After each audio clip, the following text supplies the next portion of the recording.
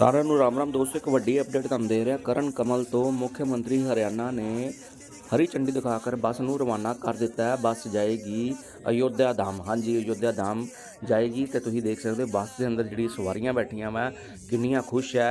ਜਿਹੜੀ ਬਜ਼ੁਰਗ ਜਿਹੜੀ ਮਾਤਾ ਬੈਠੀਆਂ ਹੋਈਆਂ ਕਿੰਨੀਆਂ ਖੁਸ਼ ਹੈ, ਤੁਸੀਂ ਇਹ ਦੇਖ ਸਕਦੇ ਹੋ ਤਸਵੀਰਾਂ ਵਿੱਚ, ਕਿਉਂਕਿ ਬੱਸ ਅਯੋਧਿਆ ਧਾਮ ਵਾਸਤੇ ਰਵਾਨਾ ਹੋ ਚੁੱਕੀ ਹੈ ਕਰਨਾਲ ਤੋਂ। ਕੀ ਕਹਿਣਾ ਮੁੱਖ ਮੰਤਰੀ ਹਰਿਆਣਾ ਜੀ ਦਾ, ਆइए ਤੁਹਾਨੂੰ ਦਸੀਏ, बने रहियो वीडियो के नाल। जन्म स्थान के ऊपर एक भव्य मंदिर बने, 500 साल पुराना एक प्रकार का ये संघर्ष समाज का था।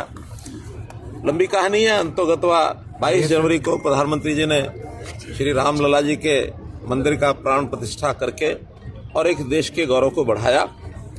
अब लोगों की बहुत बड़ी चाहत कि वहां उस मंदिर के दर्शन करने जाएं। हमने योजना बनाकर मुख्यमंत्री तीर्थ स्थान यात्रा योजना ये घोषित की थी, जिसका श्री गणेश आज किया गया है। आज उस योजना के अंतर्गत पहली ये बस, वोल्वो बस, जिसमें कितने 50 से ऊपर कितने 52 तीर्थ यात्री, उनको आज रवाना किया है। और ये लोग आज रात्रि को लखनऊ रुकेंगे, कल मंदिर दर्शन करेंगे अयोध्या में जाकर, और फिर कल रात्रि को वापस लखनऊ इनका रात्रि ठहराव होगा और परसों दोपहर तक वापस लौटेंगे। तो इसलिए इस यात्रा का श्री गणेश किया गया, शुभारंभ किया गया है। इसी प्रकार आगे अलग अलग स्थानों से बसों द्वारा या ज्यादा संख्या होने पर ट्रेन भी बुक कराई जा सकती है, तो उस नाते से भी हम करेंगे। सब निःशुल्क रहेगा सर? इसके लिए हमने एक पोर्टल खोला है, उस पोर्टल पर रजिस्ट्रेशन चालू हो गया है। अलग अलग स्थानों के लिए अभी 700 लोगों ने उसमें रजिस्ट्रेशन कर लिया है। उसमें अयोध्या जी के दर्शन भी हैं, उसमें श्री हरमंदिर साहब गुरुद्वारा भी है, पटना साहब गुरुद्वारा भी है, उसमें काशी विश्वनाथ का मंदिर भी है। अन्य तीर्थ स्थानों के लिए भी धीरे धीरे उसमें खोलेंगे, ताकि और यात्री भी देश भर में कहीं भी किसी स्थान पर जाने के लिए इच्छुक होंगे तो उसमें अप्लाई करेंगे। अभी इसमें कंडीशंस हैं कि 1,80,000 रुपए की इनकम के नीचे वाले परिवार, 60 साल से ऊपर के लोग, अभी केवल उनके लिए हमने फ्री किया है। इसमें और भी कुछ डिमांड आ रही है कि कुछ राशि किराया पैसा लेकर के और बाकी लोगों को इसमें कुछ न कुछ सुविधा दी जाए, क्योंकि सामूहिक जाने का अपना एक आनंद होता है। हर कोई व्यक्ति एक टीम के रूप में टोली के साथ जाना चाहता है, उसका विचार कर रहे हैं। अभी हमने 1,80,000 रुपए तक और 60 साल से ऊपर के लोग, इनके लिए फ्री यात्रा का आयोजन किया। कल कुरुक्षेत्र से एक ट्रेन भी गई है सर, वो भी भेजी गई है अयोध्या। हाँ, अलग अलग संस्थाएं भेज रहे हैं, कर रहे हैं। ये हमने एक प्रकार की सरकारी योजना है जिसका शुभारंभ किया है। बाकी संगठन अपने अपने तरीके से योजनाएं बना रहे हैं, कोई ट्रेन के द्वारा, कोई बस के द्वारा।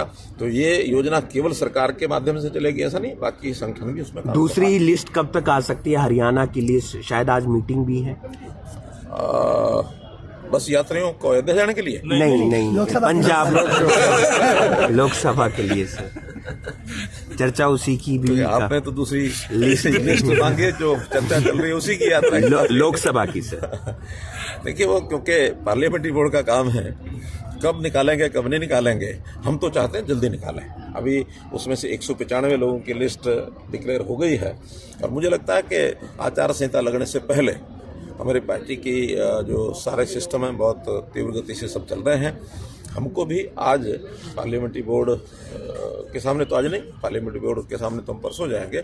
आज वहाँ हमारी जो चुनाव समिति है हरियाणा की, उस नाते से उसमें से कुछ सीनियर लोगों को उन्होंने बुलाया है, और उसके बाद पार्लियामेंट्री बोर्ड फाइनली 8 तारीख को हरियाणा की चर्चा चल रही है सर, हिसार या sole right lies with parliamentary board. चर्चा चल रही है कि हिसार या भिवानी महेंद्रगढ़ जेजेपी को दे सकते हैं। It lies with the parliamentary board of the party, उनका अधिकार क्षेत्र है। वो क्या करेंगे क्या नहीं करेंगे, इसमें मैं अभी टिप्पणी। सर, करनाल लोकसभा को क्लियर कर दीजिए कि भाटिया जी लड़ रहे हैं, किसी और को? पार्लियामेंट्री बोर्ड ही सब तय करता है। सर, आप क्या चाहते हैं सर? मैं तो बहुत कुछ चाहता हूँ। सर, एक सवाल, जिस तरीके से मध्य प्रदेश और राजस्थान में मोदी की गारंटी पर विधानसभा का चुनाव लड़ा गया, हरियाणा का चुनाव मनोहर की गारंटी पर होगा या मोदी की गारंटी पर? गारंटी तो मोदी जी की ही चल रही है। हम तो भरोसा दे सकते हैं हर बात का। जिस बात की गारंटी मोदी जी लेते हैं, हम उसका भरोसा देते हैं कि उसको पूरा कराएंगे। सर, किरण चौधरी का कहना है कि हरियाणा में पानी नहीं है और आप राजस्थान को पानी दे रहे हैं, ये सरकार की गलत नीति है। देखिए, ये एक बहुत ही मिस इन्फॉर्मेशन के आधार पर उन चीज़ों को आगे बढ़ा रहे हैं। मैं आपकी जानकारी के लिए बताता हूं कि डिमांड तो बहुत वर्षों से ये थी कि उनका जो शेयर है, जो 1700 या 1900 क्यूसेक का है हथनीकुंड से, हमको हरियाणा के पानी के साथ साथ मिले। हरियाणा इसमें अपने स्टैंड पर लगातार डटा रहा कि हम अपने शेयर के साथ नहीं रह सकते। हमारा शेयर पानी का पूरा होने के बाद यदि सरप्लस बचता है, खास करके वर्षा के दिनों में कई बार बाढ़ भी आ जाती है। हम देखते हैं 6 लाख 7 लाख क्यूसेक पानी भी यमुना में आता है, हम तो यमुना के नजदीक रहते हैं। तो ऐसा हमारा पहले उस समय जब ये समझौता हुआ था 13,000 क्यूसेक पानी था, बाद में ये फिर 18,000 क्यूसेक हुआ, अब 24,000 क्यूसेक और 6 महीने बाद हमारे जो कैरियर्स आप देख रहे हैं कि एसवाइल या जो हमारी एसवाइल नहीं WJC, इसकी कैपेसिटी बढ़ रही है।